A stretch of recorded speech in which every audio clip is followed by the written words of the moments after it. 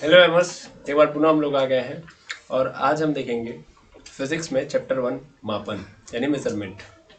ये चैप्टर बहुत ज़रूरी है, बहुत इंपॉर्टेंट है। इसलिए इंपॉर्टेंट है क्योंकि इसका उपयोग आप पूरे फिजिक्स में करने वाले हैं। मेनली आप सबको पता है मेजरमेंट से आशय क्या है, क्या अर्थ है और स्पेशली फिजिक्स में क्यों आया है।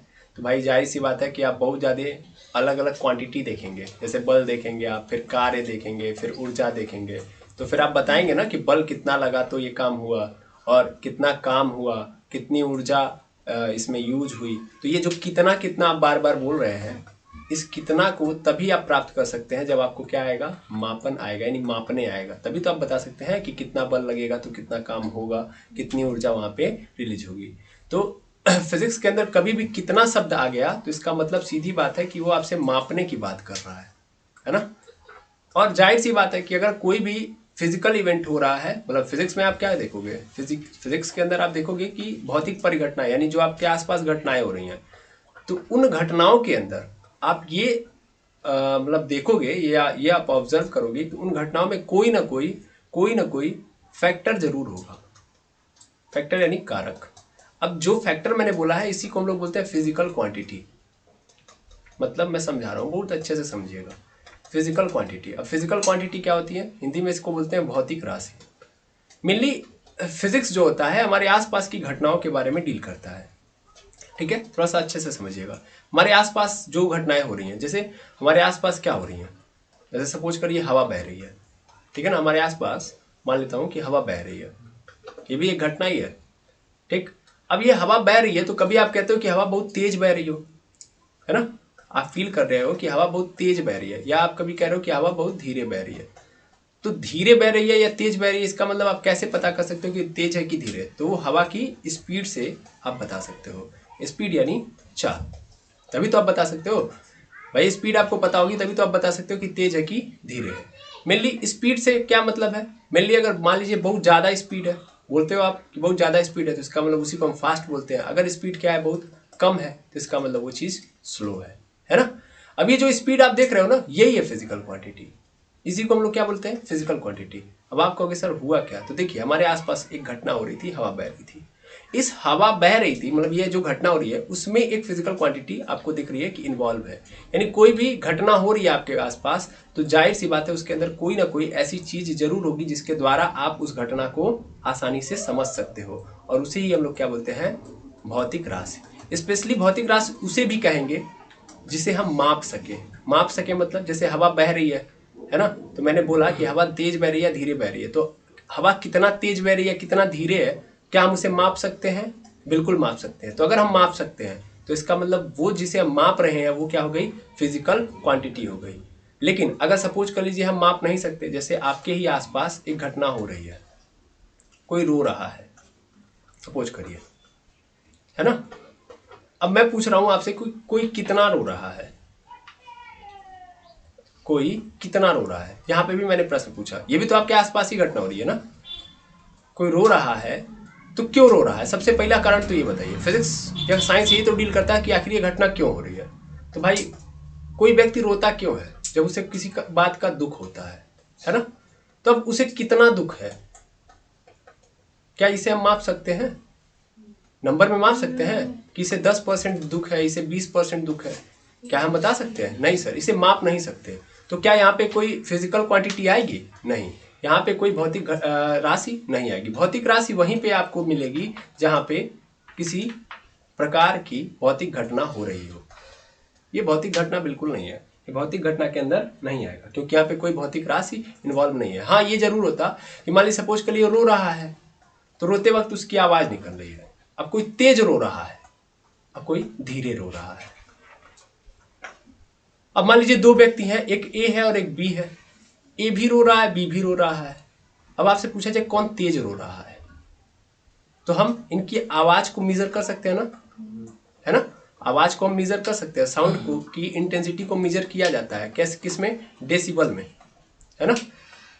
तो अगर मान लीजिए ये ज्यादा तेज रो रहा है, मतलब वो डेसिबल के हिसाब से होगा। मान लीजिए सपोज करिए मैंने नापा साउंड की इंटेंसिटी, तो ए का निकल के आया कि वो मान लेता हूँ ऐसे 80 डेसिबल उसके रोने की इंटेंसिटी है, और बी की जो है 100 डेसिबल है। तो कौन तेज रो रहा है, बी तेज हो रहा है। अब देखिए जो आपने नापा है ये है साउंड की इंटेंसिटी, इसे आप नाप सकते हो, साउंड की इंटेंसिटी आप नाप सकते हो, और इसे आप नाप सकते हो नंबर में लिख सकते हो। नंबर में लिख पा रहे हो ना, अंक में लिख पा रहे हो, तो इसका मतलब ये क्या होगा, फिजिकल क्वांटिटी होगा, भौतिक राशि होगा। समझ में आया? तो एक बात याद रख लेंगे कि कभी भी फिजिक्स की बात होगी तो फिजिक्स किसकी डीलिंग करता है? सर फिजिक्स एक्चुअल में फिजिकल क्वांटिटी की डीलिंग करता है। किसकी? फिजिकल क्वांटिटी की डीलिंग करता है। फिजिक्स यानी भौतिक विज्ञान, और भौतिक विज्ञान में होती है सबसे पहली बात तो घटना, और उस घटना में जाहिर सी बात है कोई ना कोई भौतिक राशि जरूर होगी, है ना? और भौतिक राशि होगी, वो भौतिक राशि को हम क्या कर सकते हैं, माप सकते हैं। ठीक है, अगर वो भौतिक राशि है तो उसे हम क्या कर सकते हैं, माप सकते हैं। माप सकने का इन द सेंस ये है कि हम उसे नंबर में लिख सकते हैं, नंबर मतलब अंकों में लिख सकते हैं, और अगर अंकों में लिख सकते हैं तो इसका मतलब वो भौतिक राशि है। ठीक है, ये दोनों बातें एक साथ रखनी है। अब ठीक है, इसका मतलब ये हो गया कि हर फिजिकल क्वांटिटी को हम किस में रख सकते हैं, अंकों में रख सकते हैं। लेकिन सिर्फ अंकों में लिख देने से काम नहीं ना चल जाएगा। जैसे ध्यान से समझिएगा, मैंने बोला यहाँ पे एक घटना हो रही है आपके पास, फिर से फिजिक्स क्या करता है, घटनाओं को डील करता है। तो आपके आसपास एक और घटना हो रही है, कोई व्यक्ति दौड़ रहा है, ठीक है ना, एक घटना आपके आसपास हो रही है, एक में दौड़ हो रही है, दूसरे में कुश्ती हो रही है। ठीक है, अब मान लीजिए एक व्यक्ति है जो दौड़ रहा है, तो वो दौड़ रहा है, मान लेते ए ही व्यक्ति है, ये दोनों जगहों में लेके जाऊंगा। एक जगह दौड़ हो रही है तो ए गया दौड़ने, तो ए यहाँ पे दौड़ रहा है तो उसकी स्पीड कितनी हो गई, 20। ठीक है, और जब वो कुश्ती लड़ने गया तब उस दौरान कुश्ती में क्या किया जाता है, मान लीजिए दौड़ने में तो ये देखा जाता है ना कितना स्पीड से आप दौड़ रहे हो या कितनी लंबाई है जिसपे आपको दौड़ना है। लेकिन कुश्ती में ये देखा जाता है कि जो कुश्ती लड़ने वाला व्यक्ति है उसका वेट कितना है, मास कितना है, द्रव्यमान कितना है, ये देखा जाता है। तो यहाँ पे देखा गया कि ये जो पर्सन है ए, इसका जो वेट है वो कितना है, 30 है, ऐसे एज्यूम किया मैंने। दौड़ रहा है, स्पीड कितनी है, 20, और कुश्ती लड़ने गया तो इसका द्रव्यमान मापा गया तो कितना है, 30। अब वो अपने घर पे आके बताएगा कि एक्चुअल में एक जगह मेरा क्या रहा, रिजल्ट 20 रहा और एक जगह 30 रहा। तो हम कहाँ पे 20 का मतलब हम क्या समझेंगे कि ये दौड़ का था कि कुश्ती का था? क्या कुछ पता लग पा रहा है इस नंबर को देखने के बाद? नहीं सर, ये दोनों तो कंफ्यूज कर रहा है ना। 20 कहीं का भी हो सकता है, दौड़ के लिए भी हो सकता है, कुश्ती के लिए भी हो सकता है भाई। स्पेशली कौन हमको बता रहा है, मतलब स्पीड, मतलब दौड़ भी छोड़ दो यार, सिंपली हम ये बता सकते हैं क्या कि 20 और 30 को देख के कि कौन स्पीड बता रहा है और कौन द्रव्यमान बता रहा है? नहीं, कौन स्पीड बता रहा है और कौन द्रव्यमान बता रहा है ये दोनों बातें हम नहीं बता सकते केवल अंक को देख के, है ना। तो सिर्फ अंक से काम नहीं चलता, यानी कोई फिजिकल क्वांटिटी है, उस फिजिकल क्वांटिटी के पास केवल नंबर हो तो उससे ही काम नहीं चलेगा, यानी केवल नंबर लिख दिया उसका तो हम नहीं माप सकते उसको, ठीक है ना। उसके लिए स्पेसिफिक उसके पास क्या होनी चाहिए, एक ऐसी चीज होनी चाहिए जो रिप्रेजेंट करे उस चीज को, उस फिजिकल क्वांटिटी को। तो फिजिकल क्वांटिटी को रिप्रेजेंट या प्रदर्शित करने का काम कौन करती हैं, तो वो है मात्रक। क्या है, मात्रक यानी यूनिट्स। यूनिट्स क्या करती हैं, किसी भी फिजिकल क्वांटिटी को प्रदर्शित करती हैं। अब आप कहेंगे कैसे? अब देखिए, जैसे मैंने बोला ना वो दौड़ रहा था, दौड़ते वक्त उसकी स्पीड यानी चाल देखी जा रही थी, और चाल एक फिजिकल क्वांटिटी है क्योंकि नंबर में हम मेजर कर सकते हैं। तो चाल को प्रदर्शित करने के लिए किसका यूज किया जाता है, मीटर पर सेकेंड का, मीटर पर सेकेंड का। यानी अगर मैंने लिख दिया 5 मीटर पर सेकेंड, तो दुनिया के किसी भी किताब में लिखा हो, किसी भी कॉपी में लिखा हो 5 मीटर पर सेकेंड, तो इसका मतलब सीधा हम पकड़ लेंगे कि किसकी बात कर रहा है, स्पीड की बात कर रहा है, चाल की बात कर रहा है। आया समझ में? यानी मीटर पर सेकेंड किसको रिप्रेजेंट करता है, स्पीड को। अब देखो, अब आ जाएगा समझ में। अच्छा, ऐसे ही मास की बात की जाए, द्रव्यमान की बात की जाए, तो द्रव्यमान को नापने का तरीका है, मतलब द्रव्यमान को कौन प्रदर्शित करता है, केजी। केजी हो गया, ग्राम हो गया, वो अलग अलग पैरामीटर पे होता है, लेकिन केजी मैंने लिख दिया। अब द्रव्यमान को कौन रिप्रेजेंट कर रहा है, केजी। यानी दुनिया के किसी भी किताब में, किसी भी कॉपी में, किसी भी कोने में लिखा हो अगर 10 केजी, तो इसका मतलब सीधा समझ लेंगे कि यहाँ पे किस फिजिकल क्वांटिटी की बात हो रही है, द्रव्यमान की। समझ में आया ना? तो यहाँ से हमें क्या समझ में आया, हमें यहाँ से यहाँ तक की कहानी में ये समझ में आया कि फिजिक्स क्या करता है, फिजिक्स डील करता है घटनाओं को। उन घटनाओं में क्या पैदा होती हैं, कभी भी कोई घटना होगी तो जाहिर सी बात है उस घटना में क्या होगी, भौतिक राशि होगी। और भौतिक राशि जो है वो दो चीजों से मिलकर बनेगी। पहली अंक और दूसरा उसका प्रदर्शन जिसके थ्रू होता है, जिसे हम क्या बोलते हैं, मात्रक। ठीक है, तो याद रखेंगे भौतिक राशि, अब यहां से समझना है ध्यान से, भौतिक राशि को हम लिखते कैसे हैं, क्योंकि हमें हमेशा कितना का आंसर देना होगा, तो उसका कितने का आंसर आएगा कि कितना अंक है और उसका मात्रक कितना है, यानी अंक गुणे मात्रक। ऐसे बोल दूंगा मैं, इस अंक को एक स्पेसिफिक मान, मतलब स्पेसिफिक नहीं बोलूंगा मैं, इसको एक अंक नहीं बोला जाएगा, यहाँ पे एक्चुअल में बोला जाएगा परिमाण। क्या बोला जाएगा, परिमाण, और इसमें गुणा कर दिया जाता है मात्रक से। ठीक है, जैसे मैंने लिख दिया यहाँ पे 5 kg, क्या लिख दिया, 5 kg, तो 5 kg में 5 क्या है, तो ये परिमाण है, और kg क्या है, मात्रक है। किसका, द्रव्यमान का, यानी कौन सी भौतिक राशि का है ये, द्रव्यमान। क्लियर है ना। तो कोई भी भौतिक राशि होगी उसके पास क्या होगा, एक तो परिमाण और दूसरा मात्रक। परिमाण और मात्रक होगा तभी जाके क्या माना जाएगा, वो भौतिक राशि माना जाएगा, अदरवाइज नहीं। क्लियर है। और भौतिक राशि क्या है, समझ में आ रहा है। तो कोई भी घटना हुई है तो वो घटना का फैक्टर क्या रहा, मतलब किस कारण हुई है, वो घटना किस कारण हुई है, वो कारण ही भौतिक राशि है। और भौतिक राशि है तो उसे हमको क्या करना पड़ेगा, मापना पड़ेगा। अगर हम माप नहीं सकते तो भौतिक राशि नहीं है। तो एक बात याद रखेंगे कि दुनिया की कोई भी भौतिक राशि हो, दुनिया का कोई भी फिजिकल क्वांटिटी हो, उसके पास क्या होगा, उसके पास परिमाण और मात्रक होगा ही होगा, है ना, होगा ही होगा। ठीक, अगर हम उसे क्या बोलते हैं, अगर उसके पास परिमाण और मात्रक नहीं है, या सिर्फ परिमाण है मात्रक नहीं है, या सिर्फ मात्रक है परिमाण नहीं है, तो ऐसा कुछ होता ही नहीं है ना। परिमाण और मात्रक दोनों होंगे। तो लिखने का तरीका समझ में आ गया। कोई फिजिकल क्वांटिटी आपके सामने लिखी होगी तो आप पकड़ लेंगे। फिजिकल क्वांटिटी कैसे लिखते हैं हम लोग, सिर्फ परिमाण और मात्रक, परिमाण गुणे मात्रक। यहां तक समझ में आ गया। अब भौतिक राशियों को कई सारे प्रकार में डिवाइड किया गया है, स्पेशली उनके मात्रकों के आधार पे आप देखोगे या अलग अलग तरीके से देखोगे। तो सबसे पहले हम भौतिक राशियों को लेते हैं। भौतिक राशियों, भौतिक राशियों का वर्गीकरण।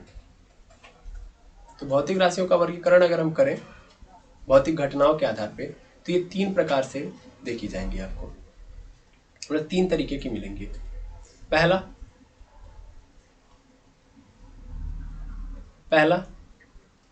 मूलभूत राशियां, दूसरा व्युत्पन्न राशियां, पहला कौन सी है, मूलभूत राशियां, इंग्लिश में इन्हें बोलते हैं फंडामेंटल यूनिट, फंडामेंटल यूनिट्स। और व्युत्पन्न राशियां, इन्हें बोलते हैं हम लोग डिराइव्ड यूनिट, यूनिट नहीं है एक्चुअल में, क्वांटिटी है, सॉरी। मात्रक के रूप में भी आपको तीन ही मिलेंगे, क्वांटिटी, ठीक है, और डिराइव्ड क्वांटिटी, ठीक है। और उसके बाद आप देखेंगे तीसरे नंबर पे कौन सी आती हैं, कोटि पूरक राशियां बोलते हैं उनको, यहाँ पे लिख देते हैं कोटि पूरक राशियां, ठीक है, जिसे हम लोग बोलते हैं सप्लीमेंट्री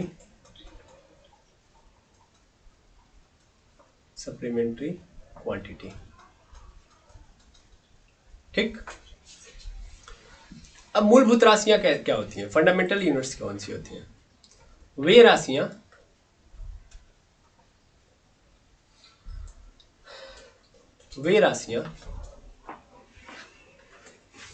जो किसी अन्य राशि पर, जो किसी अन्य भौतिक राशि पर डिपेंड नहीं करती हैं, राशि पर क्या नहीं करती हैं, निर्भर नहीं करती हैं। अब इसका मतलब क्या है, ध्यान से समझिएगा, बड़ा इंपॉर्टेंट है। इसका मतलब ये है कि अगर कोई भौतिक घटना हो रही है, ठीक है, समझ में आ रहा है, और आप इनके बारे में जानकारी लेना चाहते हो, तो इनकी जानकारी लेने के लिए आपको किसी दूसरे की जानकारी की जरूरत नहीं पड़ेगी। ये कितनी होती हैं? ये कुल 7 होती हैं। ये कुल कितनी होती हैं? 7 होती हैं, और आपको हमेशा याद रखना है इनके बारे में। वो सातों कौन है, यहीं पे हम देख लेते हैं। उन सबको बारी बारी हम अलग से डील कर लेंगे। सबसे पहले नंबर पे कौन सी आती है? द्रव्यमान। सबसे पहले नंबर पे क्या आती है? द्रव्यमान। इंग्लिश में क्या बोलते हैं? मास। इसे किससे रिप्रेजेंट करते हैं? स्मॉल एम से, ठीक है ना। दूसरे नंबर पे, नहीं स्मॉल एम से नहीं, कैपिटल एम से, सॉरी, स्मॉल एम से तो मीटर हो जाएगा, कैपिटल एम। दूसरा आती है लंबाई, इंग्लिश में क्या बोलते हैं? लेंथ। इसे किससे रिप्रेजेंट करते हैं? कैपिटल एल से। मैं इसको स्मॉल एल एल कर लीजिए, इसमें कंफ्यूजन नहीं होगा, टेंशन मत लीजिए। समय, समय यानी टाइम। टाइम को किससे रिप्रेजेंट करते हैं हम लोग? टी से, ठीक है ना। उसके अलावा आप देखेंगे समय के बाद, अच्छा, लंबाई, द्रव्यमान, लंबाई, समय, उसके बाद तापमान। चौथे नंबर पे आती है तापमान यानी टेम्परेचर। टेम्परेचर, टेम्परेचर का मतलब यहाँ से आप इसको थीटा से रिप्रेजेंट करते हैं, ठीक है ना। थीटा अगर कहीं लिखा गया है इसका मतलब वो किसको रिप्रेजेंट कर रहा है? तापमान को। फिर 5वें नंबर पे चले जाइए। तापमान के बाद फिर हम देखेंगे ज्योति तीव्रता। ज्योति तीव्रता, इंग्लिश में इसे बोलते हैं ल्यूमिनस इंटेंसिटी। इंटेंसिटी, ठीक है। और इसे हम लोग किससे रिप्रेजेंट करते हैं? तो मेनली इसका कोई मतलब रिप्रेजेंटेशन नहीं होता है एक्चुअल में, नहीं, सीडी कैंडेला का मतलब इसका यूनिट का रिप्रेजेंटेशन होता है। वैसे मैं इसे ज्योति तीव्रता को आई से रिप्रेजेंट करूंगा इंटेंसिटी के रूप में, ठीक है। नहीं, हाँ ठीक है, देखेंगे आगे। इसके अलावा विद्युत धारा।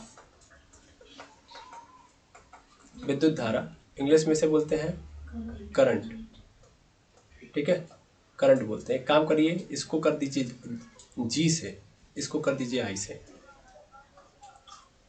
करंट को आई से रिप्रेजेंट करते हैं। किससे रिप्रेजेंट करेंगे? आई से। और 7 नंबर पे पदार्थ की मात्रा। पदार्थ की मात्रा, पदार्थ की मात्रा, इसका मतलब quantity of substance. Quantity of substance, ये सातों इंपॉर्टेंट है, याद होने चाहिए। क्वांटिटी ऑफ सब्सटेंस, और इसे स्पेशली आप किससे रिप्रेजेंट करोगे? तो मेनली इसको रिप्रेजेंट करने का तरीका हमारे पास कोई ज़्यादा खास दिया हुआ नहीं है। देखिए, ये जरूरी नहीं कि आप इसको याद रखो, ठीक है ना। ये नहीं भी याद रखोगे तो भी आपके सामने मिलते जाएगा। मतलब देखिए, टाइम को आप हमेशा टी में, स्मॉल टी में ही मिलेगा। और मास को भी आप देखो ना, कैपिटल एम में मत करो, एक काम करो स्मॉल एम में ही करो। यूनिट्स की बात नहीं हो रही है, आपको मिलेगा तो ऐसे ही मिलेगा, है ना। जहाँ भी लंबाई की बात करेगा तो स्मॉल एल, जहाँ पे भी द्रव्यमान की बात करेगा स्मॉल एम। देखिएगा आगे जाके आपको फॉर्मूला पढ़ना है, F = m × a। तो देखिए यम क्या है? द्रव्यमान है। तो जहाँ भी स्मॉल एम मिलेगा इसका मतलब किसकी बात हो रही है? द्रव्यमान की। स्मॉल एल मिल गया, जैसे R = आपको फॉर्मूला मिलेगा ρL/a, दिख रहा है? इसमें एल क्या है? लंबाई है, ठीक है ना। तुरंत देख के पहचान लीजिएगा, स्मॉल एल का मतलब लंबाई, ठीक है। कहीं भी अगर आपको आई मिल गया तो आई का तो अपना अपना मतलब होता है। इलेक्ट्रिसिटी के कंडीशन में आई का मतलब क्या होगा? विद्युत धारा। हाँ, थीटा मतलब क्या हो जाएगा? तापमान, ठीक है।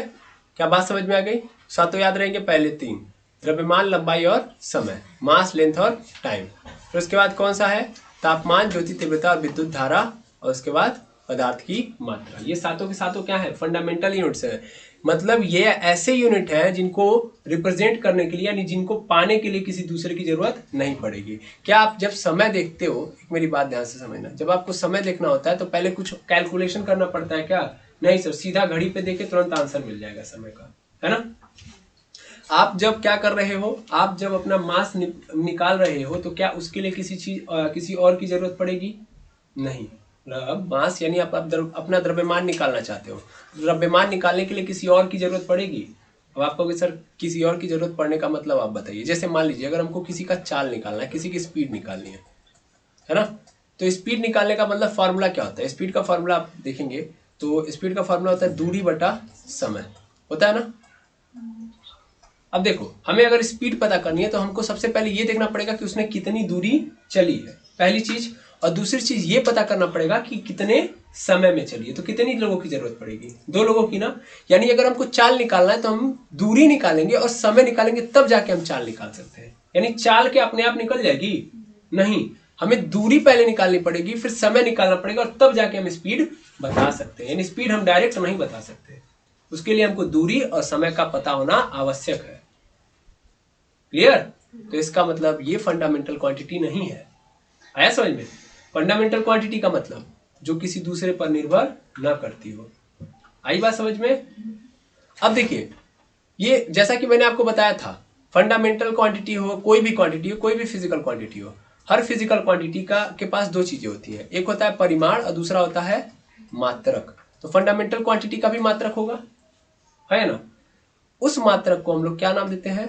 मूलभूत मात्रक। क्या मत बोलते हैं?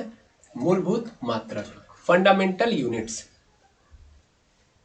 जो फंडामेंटल क्वांटिटी को रिप्रेजेंट करता है उन्हें हम लोग क्या बोलते हैं? Fundamental unit.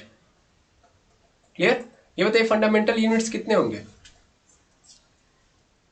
कितने होंगे? अरे भैया, फंडामेंटल क्वांटिटी कितने हैं? 7। तो फंडामेंटल यूनिट्स भी कितने होंगे? 7। समझ में आया? ये भी सीधा लिख दे रहा हूं मैं, ये भी कितने होते हैं? 7 होते हैं। ये किसको रिप्रेजेंट करते हैं? ये मूलभूत राशियों के मात्रक है। ठीक है, मूलभूत राशियों के मात्रक है। अब किसका क्या होता है ये देख लेते हैं। सबसे पहले नंबर पे हम बताइए, कौन सी फिजिकल क्वांटिटी आती है, कौन सी फंडामेंटल क्वांटिटी आती है? द्रव्यमान। द्रव्यमान का मात्रक क्या होगा? द्रव्यमान का मात्रक होता है किलोग्राम। क्या होता है? किलोग्राम। ठीक है ना, लिख दो मैं, किलोग्राम।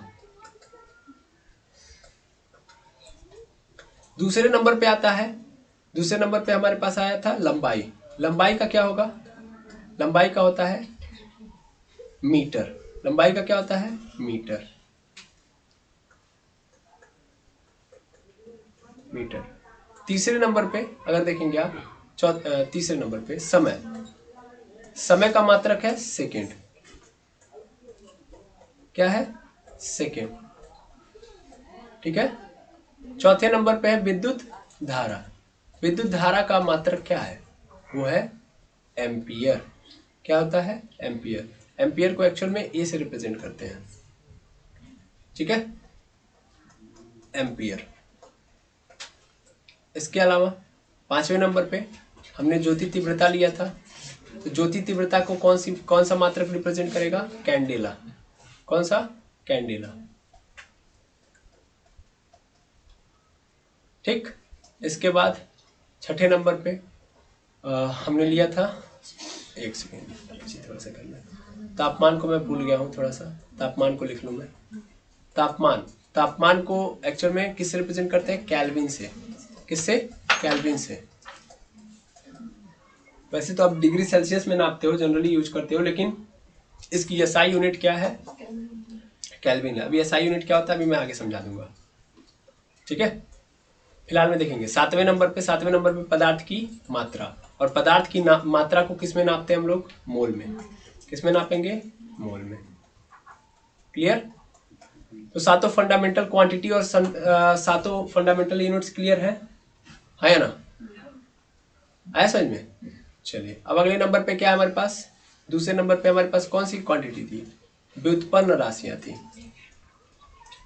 व्युत्पन्न राशियां, इसे हम लोग क्या बोलते हैं? Derived quantity. क्या बोलते हैं? Derived quantity. ये कैसी राशियां होती हैं? ये ऐसी राशियां हैं जो मूलभूत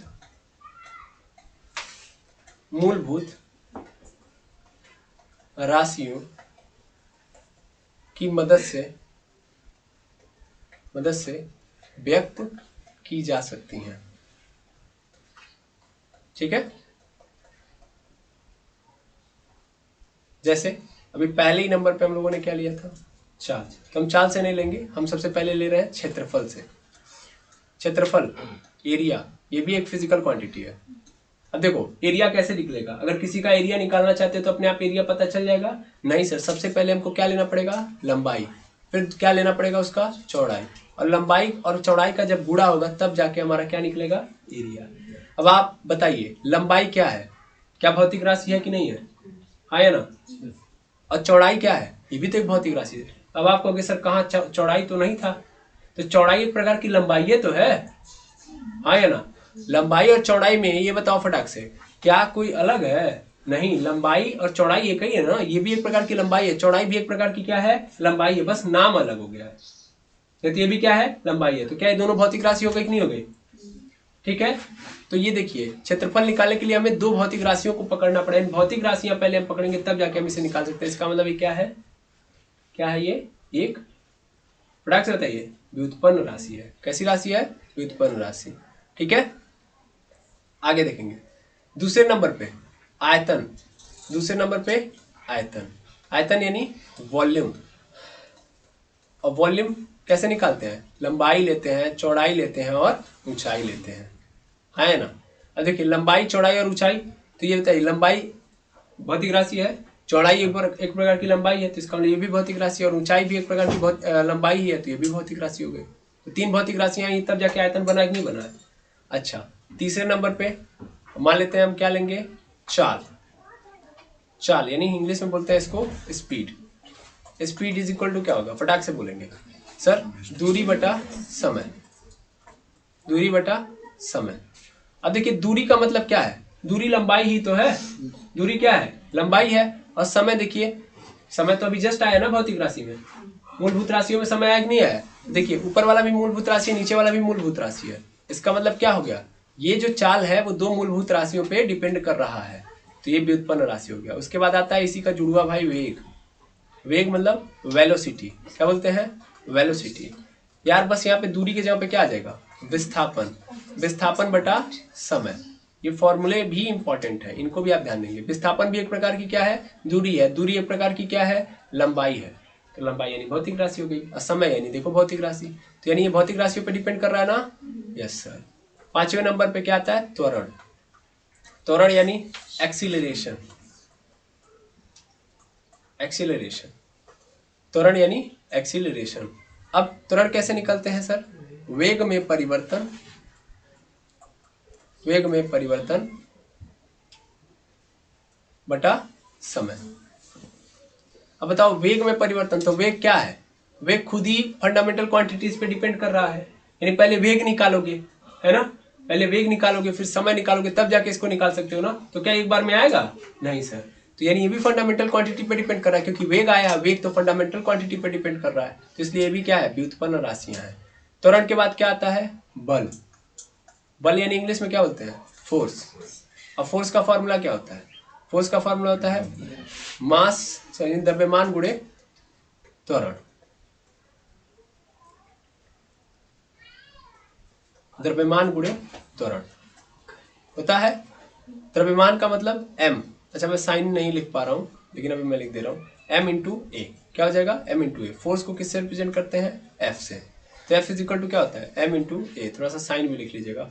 वॉल्यूम को स्पेशली हम किससे रिप्रेजेंट करेंगे? v से। और लंबाई का मतलब l हो गया, चौड़ाई का मतलब b हो गया, ऊंचाई का मतलब h हो जाएगा। ऊपर देखेंगे एरिया को हम किससे रिप्रेजेंट करेंगे? a से, ध्यान देंगे। ठीक है, और लंबाई का मतलब l, चौड़ाई मतलब b। ठीक है, यहाँ पे दूरी का मतलब आप s से रिप्रेजेंट कर सकते हो, और टाइम का मतलब t हो जाएगा, या इसको d से कर लो, इसको कर दो विस्थापन को s से अपॉन t। वेग में परिवर्तन का मतलब क्या होता है? पहले एक्सीलरेशन को किससे रिप्रेजेंट करते हैं? a से। वेग में परिवर्तन का मतलब डेल्टा v। देखिए चेंज दिखाने के लिए हम किसका यूज करते हैं? डेल्टा का। और टाइम के लिए हम क्या डाल देंगे? t। ठीक है, अच्छा अगले केस में चलेंगे। सातवें नंबर पे बल के बाद आता है कार्य। ठीक है ना, बल के बाद कार्य मत जाइए। संवेग। संवेग, संवेग यानी मोमेंटम। मोमेंटम वो क्या होता है? वो होता है बल गुणे, अरे बल गुणे, बल से होता है कि कुछ ऐसा होता है? नहीं सर, एक्चुअल में यहाँ पे होता है द्रव्यमान गुणे वेग। क्या होता है, द्रव्यमान गुणे वेग। इसको रिप्रेजेंट करते हैं P से। द्रव्यमान मतलब m और वेग मतलब v। ठीक है। अब आप खुद ऑब्जर्व कर सकते हैं। क्या ऑब्जर्व कर सकते हैं? अच्छा, एक चीज मैंने और नहीं लिखवाई ऊपर। स्पीड को हम किससे रिप्रेजेंट करेंगे? तो स्पीड को हम रिप्रेजेंट कर सकते हैं यहाँ पे कैपिटल S से। किससे? कैपिटल S से। और वेलोसिटी को हम स्मॉल v से। ठीक है। तो P is equal to m into small v। आगे बढ़ते हैं हम लोग, 8वें नंबर पे आ जाते हैं। कार्य। कार्य कैसे निकालते हैं? कार्य यानी वर्क। कार्य यानी वर्क। इसका फॉर्मूला क्या होता है सर? बल गुणे विस्थापन। बल गुणे विस्थापन यानी बल को हम बोलते हैं फोर्स और विस्थापन माने डिस्प्लेसमेंट। ठीक है। और इसको रिप्रेजेंट करते हैं W से। किससे रिप्रेजेंट करते हैं? W से। और F इंटू क्या हो जाएगा? S। W is equal to F into S। उसके बाद फिर आता है 9वें नंबर पे ऊर्जा। क्या आ गया? ऊर्जा। ऊर्जा में दो तरीके की ऊर्जा होती है, दोनों ऊर्जाएं लिख देता हूं मैं। सबसे पहली जो ऊर्जा होती है उसको बोलते हैं हम स्थितिज ऊर्जा। कौन सी ऊर्जा? स्थितिज ऊर्जा। इंग्लिश में बोलते हैं इसे पोटेंशियल एनर्जी या स्टैटिक एनर्जी। ठीक है। और इसे हम लोग किससे रिप्रेजेंट करते हैं? इसे हम लोग ई से ही रिप्रेजेंट करेंगे, ज़्यादा इसमें चेंज नहीं लेते आते हैं। लेकिन वैसे अगर हम चाहें तो इसे पीई से रिप्रेजेंट करेंगे, पोटेंशियल एनर्जी के नाम देते हैं। तो यहाँ पे आप और करके पोटेंशियल एनर्जी भी लिख लीजिएगा, पोटेंशियल एनर्जी। ठीक है। और इसकी वैल्यू कितनी होती है? तो द्रव्यमान गुणे गुरुत्वीय त्वरण गुणे ऊंचाई। ठीक है। इन द शॉर्ट आप लिख सकते हो यहाँ पे mgh, यानी Pe इज इक्वल टू क्या होता है? mgh। m क्या है? द्रव्यमान है। g क्या है? गुरुत्वीय त्वरण है। और h क्या है? ऊंचाई है। इसमें g की वैल्यू कितनी होती है? 9.8 मीटर पर सेकेंड स्क्वायर। ये पृथ्वी के द्वारा किसी वस्तु के ऊपर लगाया गया एक्सीलरेशन है। ठीक है। और 10वें नंबर पे आप देख सकते हैं गतिज ऊर्जा। ठीक है ना। Kinetic energy. काइनेटिक एनर्जी इसे हम लोग किससे रिप्रेजेंट करेंगे? के ई से। ये कितना होता है? तो 1/2 द्रव्यमान गुणे वेग का स्क्वायर। ठीक है। यानी सीधा सीधा हम लिख सकते हैं 1/2 मास इंटू वेलोसिटी का स्क्वायर। ठीक है। 1/2 mv स्क्वायर। ठीक है। क्या यहाँ तक की कहानी समझ में आ गई? कितने हम लोगों ने देख लिए? 10 ठो। ये 10 के 10 क्या है? ये हमारे व्युत्पन्न राशियां हैं। कैसी राशियां हैं? व्युत्पन्न राशियां। क्या डायरेक्ट निकाली जा सकती हैं? नहीं। इनके लिए किसकी जरूरत पड़ेगी? मूलभूत राशियों की। ठीक है। अब हम क्या देखेंगे? व्युत्पन्न राशियों को रिप्रेजेंट करने वाले मात्रक, क्योंकि हर राशि का अपना क्या होगा? मात्रक होगा। तो ऐसे मात्रक जो व्युत्पन्न राशियों को रिप्रेजेंट करते हैं उन्हें हम लोग क्या बोलते हैं? उन्हें हम बोलते हैं व्युत्पन्न मात्रक। ठीक है। Derived quantity, sorry derived units. अब फॉर्मूला नहीं लिखाऊंगा, फास्ट काम करूंगा। व्युत्पन्न मात्रक समझ में आ रहा है ना? किसे कहेंगे? ऐसे मात्रक जो किसको रिप्रेजेंट करते हैं? डिराइव्ड क्वांटिटी को। पहले नंबर पे हम लोगों ने इसमें क्या लिखा है? क्षेत्रफल लिखा है ना। और क्षेत्रफल इज इक्वल टू क्या लिखा था हम लोगों ने? मतलब मैं डायरेक्ट फॉर्मूले से काम करता हूँ। इसको मैं यहाँ से मिटा रहा हूँ। सबसे पहले हम लोगों ने एरिया लिखा है। एरिया इज इक्वल टू क्या होता है? L इंटू बी होता है। लंबाई का मात्रक क्या है? लंबाई का मात्रक है मीटर। और चौड़ाई का भी मात्रक क्या होगा? मीटर। अब मीटर का गुणा मीटर में कर दूंगा तो क्या मिल जाएगा? Metre square. तो क्षेत्रफल का मात्रक क्या होता है? Metre square. दूसरे नंबर पे आता है वॉल्यूम। वॉल्यूम को किससे रिप्रेजेंट करते हैं?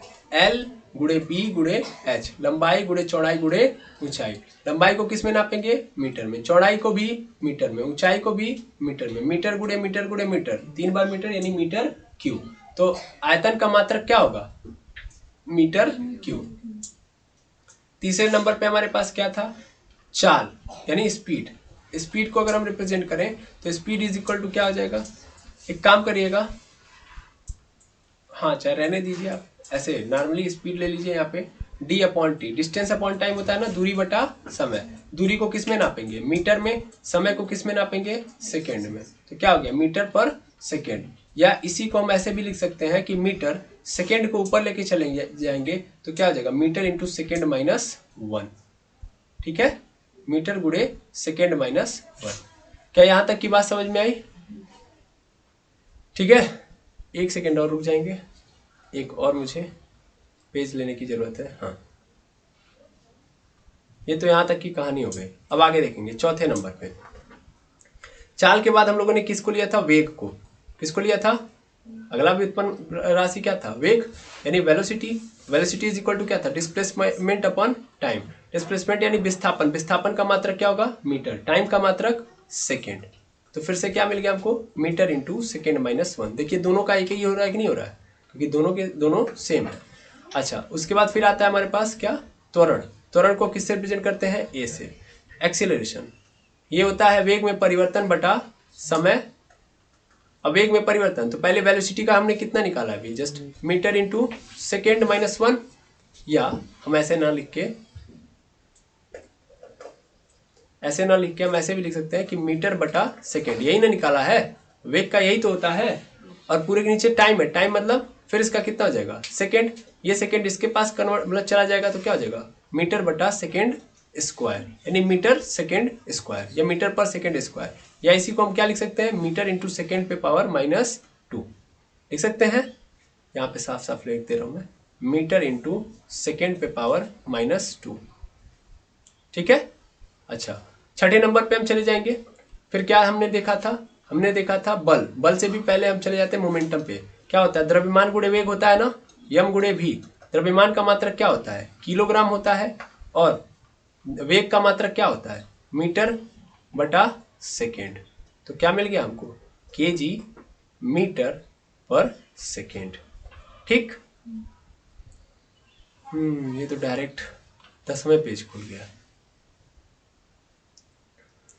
इसके बाद फिर देखेंगे, उसके बाद छठे हो गया, 7वें नंबर पे बल यानी फोर्स। फोर्स को किससे प्रेजेंट करते हैं, एफ से। वो क्या होता है, द्रव्यमान गुणे त्वरण। द्रव्यमान का मात्रक किलोग्राम और त्वरण का मात्रक कितना है, मीटर पर सेकेंड स्क्वायर। तो हो जाएगा केजी मीटर पर सेकेंड स्क्वायर।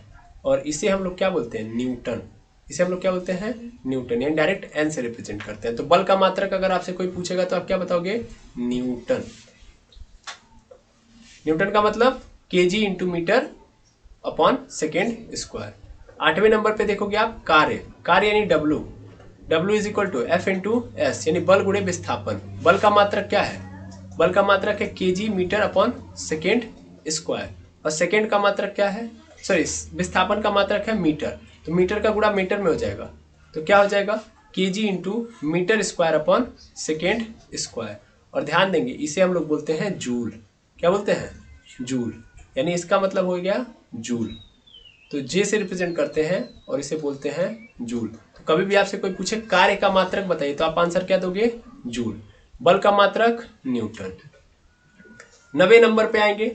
उसके बाद हम लोगों ने देखा था एनर्जी बारी बारी। तो पहले हम लोगों ने पोटेंशियल एनर्जी देखा था। पोटेंशियल एनर्जी का फॉर्मूला था द्रव्यमान गुणे गुरुत्वीय त्वरण गुणे ऊंचाई, यही था ना, mgh।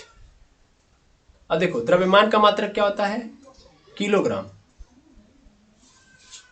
क्या होता है, किलोग्राम। गुरुत्वीय त्वरण का क्या होता है, मीटर पर सेकेंड स्क्वायर। और ऊंचाई का क्या होता है, मीटर होता है। देखिए मीटर का गुणा मीटर में कर देंगे तो क्या हो जाएगा, kg metre square upon second square. क्या ये ऊपर वाला ही है ना, जैसे वर्क वाला है था, सेम टू सेम है ना।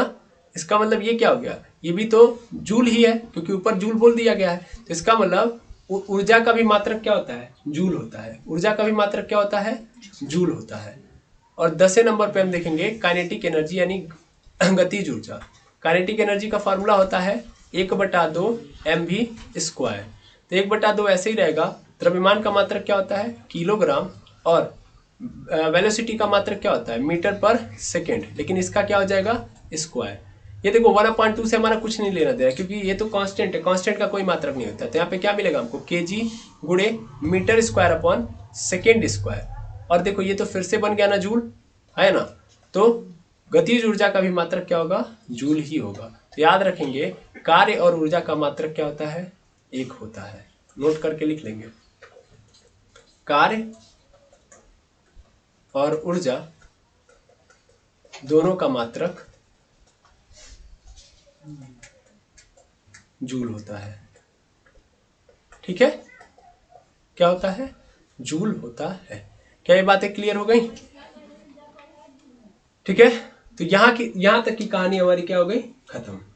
यहां तक की क्वांटिटी आपको समझनी थी और जरूरी भी थी। अब इसके बाद कुछ हम थोड़ी सी और बातें बताएंगे जिनको जानना जरूरी है। जैसे मान लीजिए स्पेशली अगर हम बात करें लंबाई के लिए, ठीक है ना, लंबाई का जो मात्रक है, इसके अलावा भी बहुत सारे आपको मात्रक देखने को मिलेंगे। तो मैं चाहता हूं स्पेशली उनको देख लें आप। जैसे आप देखेंगे कि लंबाई के जो मात्रक होते हैं एक ही नहीं होता। जैसे आपने सुना होगा मीटर में भी होता है, सेंटीमीटर में भी होता है, मिलीमीटर भी होता है ना। तो ये अलग अलग पैमाने हैं। मेनली हम जानते हैं, एक्चुअल में अभी आपको समझाया जाएगा कि ये जो यूनिट बनी थी, पहले एक काम करता हूं मैं कुछ और पढ़ा देता हूं। पहले इंपॉर्टेंट है कि आप यूनिट समझें, यूनिट के सिस्टम को। तो सिस्टम ऑफ यूनिट पहले ये समझ लेंगे तब उसको मैं पढ़ाता हूं। सिस्टम ऑफ यूनिट्स यानी मात्रकों की पद्धतियां, मात्रकों की पद्धतियां।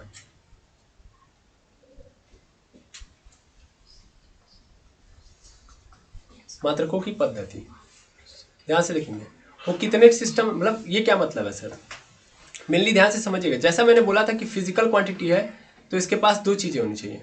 एक तो इसके पास नंबर होना चाहिए और दूसरा इसके पास यूनिट होना चाहिए।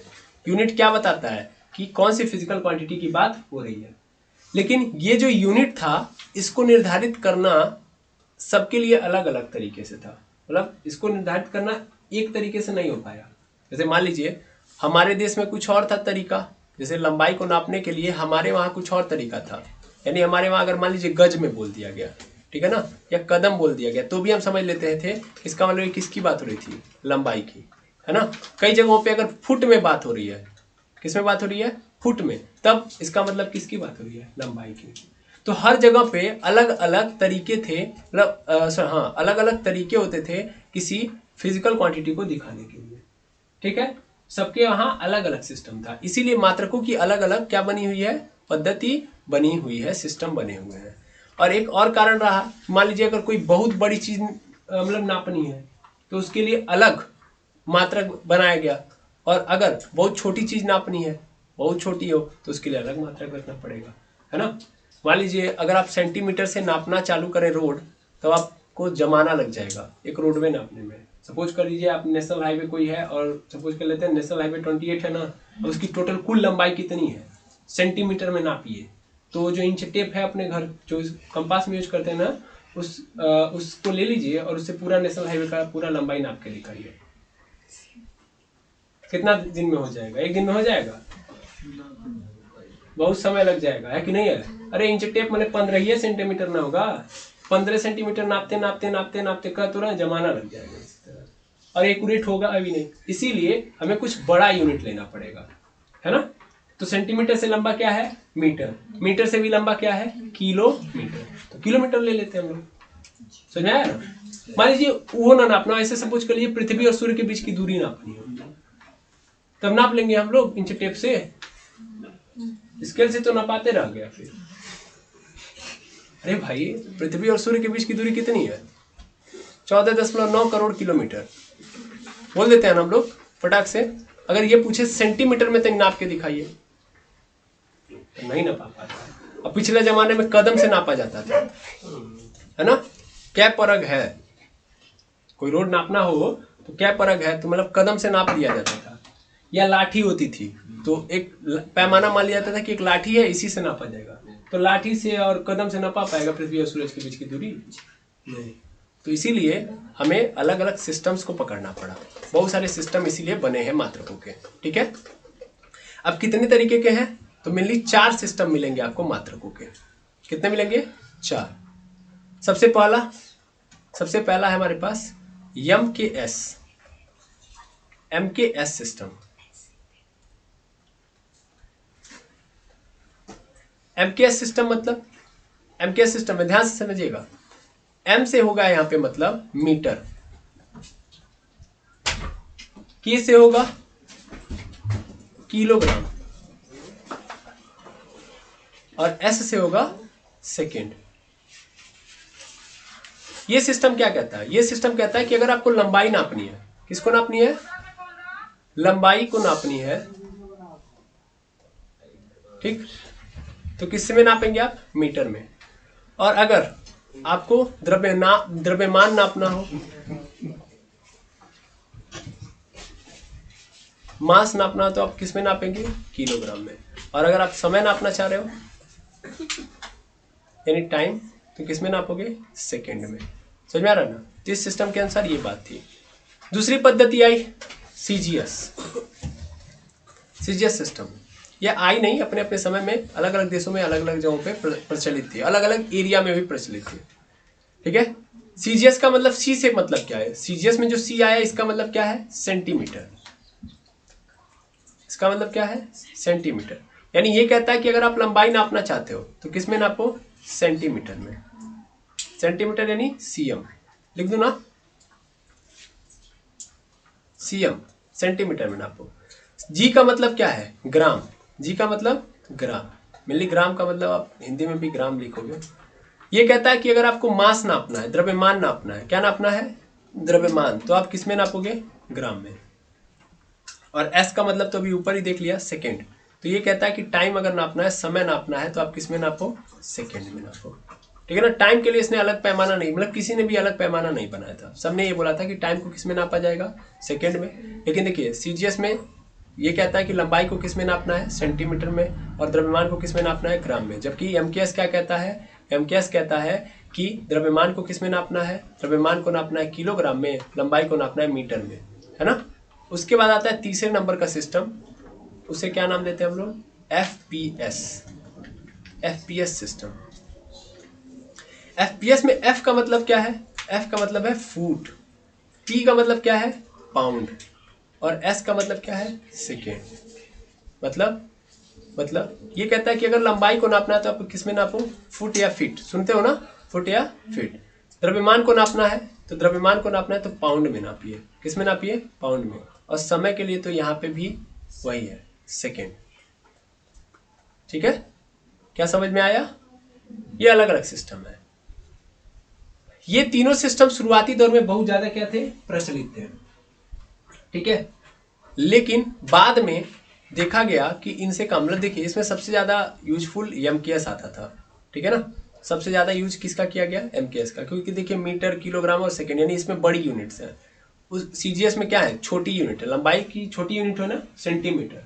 और आप अगर एफपीएस में चले आएंगे तो ये सबसे छोटी हो जाएगी, ठीक है। और इनका अलग अलग जगहों पे प्रयोग किया जाता था।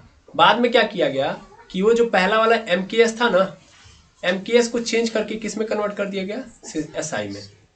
और चौथा सिस्टम आ गया, क्यों? क्योंकि और भी फिजिकल क्वांटिटी आ गई, और भी फंडामेंटल फिजिकल क्वांटिटी आ गई। मतलब शुरुआती दौर में जानते हैं 3 ही फंडामेंटल क्वांटिटी होती थी, 3 ही में पूरी फिजिक्स चलती थी फंडामेंटल के तौर पे, मीटर, किलोग्राम और सेकेंड। यानी लंबाई, द्रव्यमान और समय से ही, मतलब इन्हीं तीनों को क्या माना जाता था?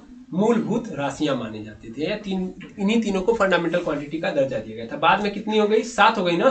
तो इसीलिए बाद में इसी एमकेएस को तब्दील कर दिया गया किसमें? एसआई में। और ये भी बोल दिया गया कि अब ये अलग अलग नहीं चलेगा। पहले क्या होता था ना कि हर देश में अलग अलग सिस्टम था, बाद में क्या कर दिया गया? एक इंटरनेशनल सिस्टम बना दिया गया। एसआई का मतलब क्या है? International system. हिंदी में इसे क्या बोलते हैं? हिंदी में इसे बोलते हैं अंतरराष्ट्रीय पद्धति। अंतरराष्ट्रीय पद्धति, क्योंकि हर देश अलग अलग अपनाता था।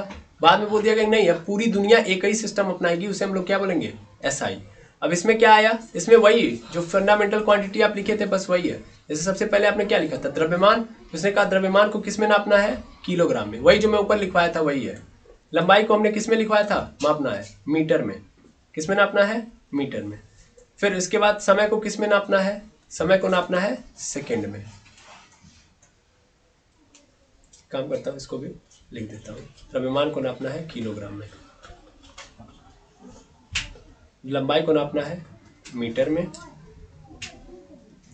उसके बाद समय को नापना है सेकेंड में। ठीक। फिर चौथे नंबर पे तापमान, तापमान को किस में नापना है, केल्विन में। पांचवें नंबर पे फिर आता है विद्युत धारा, विद्युत धारा को किस में नापने के लिए एसआई ने बोला, तो बोला गया था एम्पियर में, कि एम्पियर में नापेंगे आप लोग विद्युत धारा को। फिर छठे नंबर पे ज्योति तीव्रता, तो ज्योति तीव्रता को किस में नापने के लिए बोला गया, कैंडेला में। ठीक है।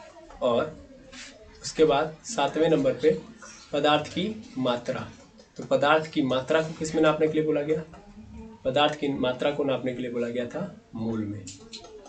ठीक है ना। तो चारों सिस्टम समझ में आ गए। हमें पूरे फिजिक्स में कौन सा सिस्टम अपनाना है, एसआई को, एसआई सिस्टम। ओके, पूरी दुनिया इसी सिस्टम को अपनाती है।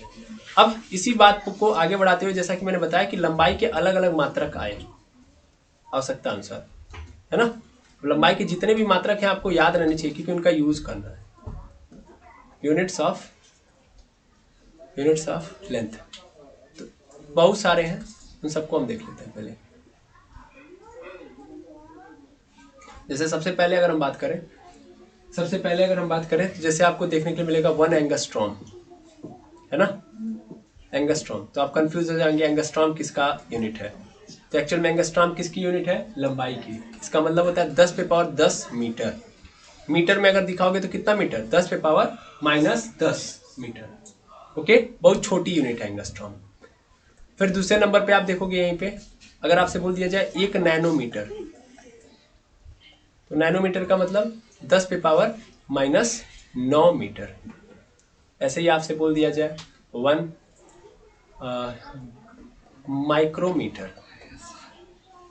माइक्रोमीटर, तो इसका मतलब कितना मीटर, 10 पे पावर -6 मीटर।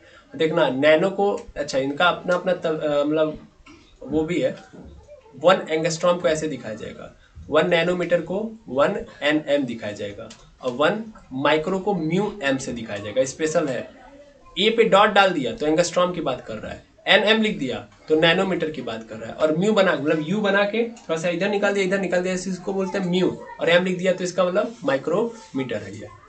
और इसी तरीके से अगर बोल दिया ये 1 मिलीमीटर, क्या बोल दिया, मिलीमीटर, तो मिलीमीटर का मतलब आप तुरंत क्या पकड़ लोगे कि 10 पे पावर -3 मीटर, और इसे कैसे रिप्रेजेंट करोगे, 1 mm। ठीक है ना, 1 mm का मतलब कितना मीटर, 10 पे पावर -3 मीटर।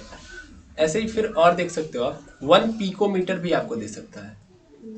तो पिकोमीटर का मतलब क्या होगा, पिकोमीटर का मतलब हो जाएगा 10 पे पावर -12 मीटर। 1 pm होता है, क्लियर है। ये तो सब छोटी यूनिट्स हो गई। बड़ी यूनिट्स मतलब मीटर से बड़ी, अच्छा यहाँ से सेंटीमीटर को भी देख लेते हैं। 1 सेंटीमीटर, सेंटीमीटर का मतलब क्या होता है, 1 सेंटीमीटर का मतलब 10 पे पावर -2 मीटर, और इसे कैसे रिप्रेजेंट करते हैं, 1 cm। अच्छा, उसके बाद फिर आता है हमारे पास 7वें नंबर पे 1 मेगामीटर,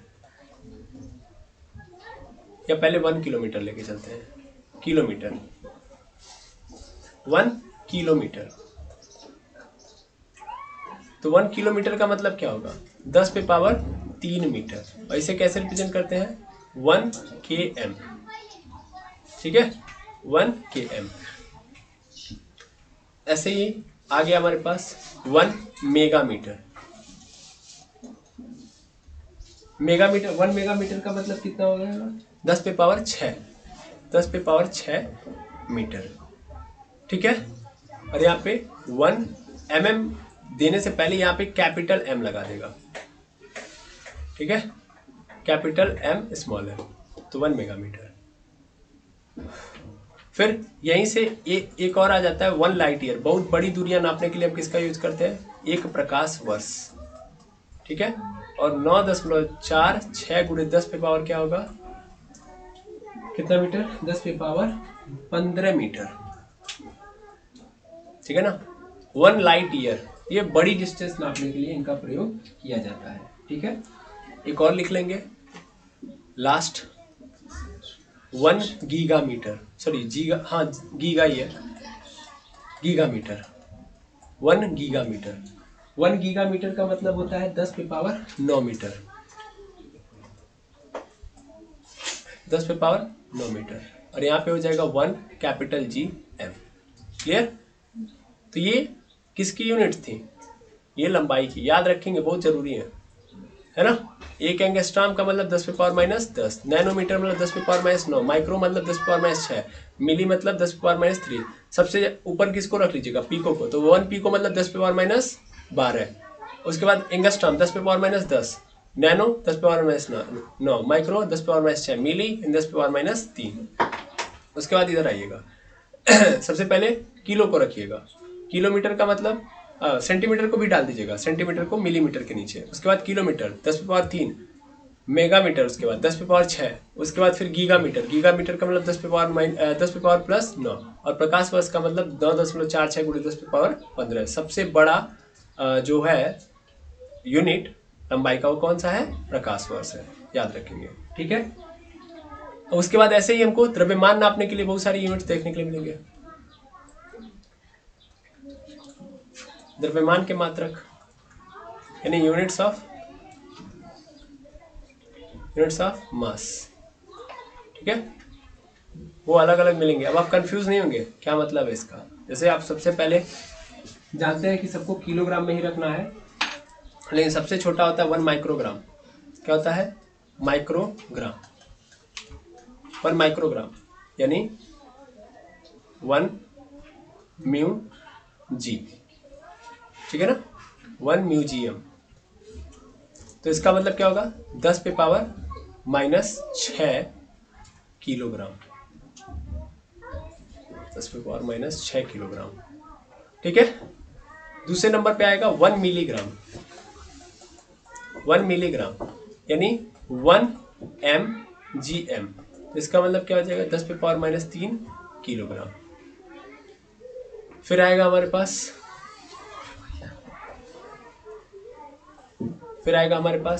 1 ग्राम, 1 ग्राम, 1 ग्राम का मतलब यहाँ पे थोड़ा सा मिस्टेक हो रहा है। 1 माइक्रोग्राम का मतलब यहाँ पे सब तो सही है, चलिए ठीक है, कोई दिक्कत नहीं। 1 ग्राम और 1 मिलीग्राम में डिफरेंस नहीं है एक्चुअल में, ये भी 10 पावर माइनस 3 ग्राम ही होगा, सॉरी किलोग्राम होगा, ठीक है। मिलीग्राम हो या 1 ग्राम हो, केजी में अगर आप रिप्रेजेंट करोगे तो कितना होगा? 10 पे पावर माइनस 3 केजी, ठीक है। चौथे नंबर पे आप जाओगे तो फिर आ जाता है अपने पास कुंटल, ठीक है। तो 1 कुंटल, कुंटल कितना होगा? 1 कुंटल में कितने किलोग्राम होते हैं? 100 किलोग्राम, ठीक है ना। और उसके बाद आता है टन, 5वें नंबर पे आ जाता है 1 मैट्रिक टन। तो 1 टन का मतलब कितना ग्राम? 10 पे पावर 3 किलोग्राम यानी 1000, ठीक है। यहाँ पे लिख लीजिएगा 1000 ग्राम, 1000 किलोग्राम, ठीक है। यहाँ तक समझ में आ गया? ये था हमारा द्रव्यमान का टोटल। वैसे ही हम लोग समय का देख लेते हैं अलग अलग, समय का मात्रक, ये सब यूज होंगे आपके पूरे जीवन, पूरे फिजिक्स में ये इनका यूज होगा। समय का मात्रक यूनिट क्या है? देखिए ऊपर से नीचे तक पहले आइए। एसआई ने क्या कहा था? लंबाई को किस में नापना है? मीटर में। तो देखिए अगर आपके सामने एंगस्ट्रॉम आएगा तो आप इसको किस में रखोगे? मीटर में। नैनोमीटर आएगा तो फिर इसको किस में रख दोगे? मीटर में। तो देखो मीटर में कितना होता है यही दिखाया गया है यहाँ पे। समझ में आया कि नहीं आया? दिख रहा है ना? ऐसे ही फिर हमको पता है कि द्रव्यमान का मात्रक क्या होता है। एसआई ने बोला है कि किलोग्राम में नापना है। तो देखो अगर माइक्रोग्राम आ गया तो इसको किलोग्राम में हम तब्दील कर देंगे, मिलीग्राम आ गया तो तब्दील कर देंगे, लेकिन ये तभी जब हम कर पाए। कुंटल में दे दिया तो भी हम इसको किस में कन्वर्ट कर देंगे? केजी में। ऐसे समय का मात्रक क्या होता है? सेकेंड। क्या होता है? सेकेंड। अब अलग अलग होता है ना। सबसे पहले हमारे पास आ गया 1 पिको सेकेंड। कितना आ गया? 1 पिको सेकेंड। तो पीको का मतलब ही है 10 पे पावर माइनस 12 सेकेंड, ठीक है। 1 नैनो सेकेंड, 1 नैनो सेकेंड, तो नैनो का मतलब ही है 10 पे power minus 9 second. 1 micro second, तो मतलब क्या होगा 10 पे पावर माइनस 6 सेकेंड, ठीक है। अच्छा, फिर ऐसे ही अगर मान लीजिए 1 मिली सेकेंड डाल दिया तो इसका मतलब 10 पे पावर माइनस 3 सेकेंड। ऐसे ही अगर हमको क्या दे दिया 1, हाँ मिली सेकेंड हो गया, 1 मिनट, मिनट दे दिया 1 मिनट, इसका मतलब क्या होगा 60 सेकेंड। 1 मिनट में कितना सेकेंड 60। 1 घंटा दे दिया तो इसका मतलब 3600 सेकेंड। क्या समझ में आया? ठीक, तो इस तरीके से आपने समय का भी देख लिया, लंबाई का भी देख लिया और द्रव्यमान का भी मात्रक देख लिया। आई होप आपको मापन करने में जो जो बातें जरूरी थी वो मैंने बता दी, है ना। मैंने एक यूनिट छोड़ी है और एक राशि छोड़ी है, इसे हम बोलते हैं कोटि पूरक, सॉरी पूरक राशियां, है ना, और उनके मात्रक। देखिए वहां पे एक्चुअल में पूरक लिखना चाहिए था, मैंने कोटि पूरक डाल दिया था। कोटि पूरक और संपूरक दो अलग अलग होती है उसके अंदर, तो एक्चुअल में उसको बोलते हैं हम लोग पूरक राशियां, ठीक है ना। कंप्लीमेंट्री एंगल, कंप्लीमेंट्री एंगल कह दिया मैंने, क्वांटिटी, ठीक है। तो इस क्वांटिटी की जरूरत हाल फिलहाल में हमें नहीं है, ठीक है ना, देयर आर नो यूज, इसीलिए मैं उस पर चर्चा ही नहीं करूंगा, ठीक है। जितनी की जरूरत थी मैंने आपको बता दिया, इतने का यूज हमें पूरे फिजिक्स के अंदर पड़ेगा, ठीक। तो आपको क्या करना चाहिए, पूरे जो भी क्लास ली गई है उसको कंप्लीटली एक बार रिवाइज कर लें, ठीक, और एकदम तैयार कर लें कि इन्हें यूज करना ही पड़ेगा, बहुत जरूरी है। और ये जो लास्ट में मैंने बताया था ना, अलग अलग पिकोमीटर, नैनोमीटर, ये जो भी आया है, picosecond, nanosecond, picogram, nanogram आ गया इधर, ये तो आपको कैसे इसे डील करना है, आया समझ में। तो आई होप आपको आज की क्लास पूरी अच्छे ढंग से समझ में आई होगी, इस उम्मीद के साथ कि आप इस क्लास को देखने के बाद अच्छे ढंग से क्वेश्चंस पे कमांड कर पाएंगे और इसके साथ साथ फिजिक्स में आपका कॉन्सेप्ट और तगड़ा होगा। मिलते हैं नेक्स्ट क्लास में, थैंक यू वेरी मच हेमस।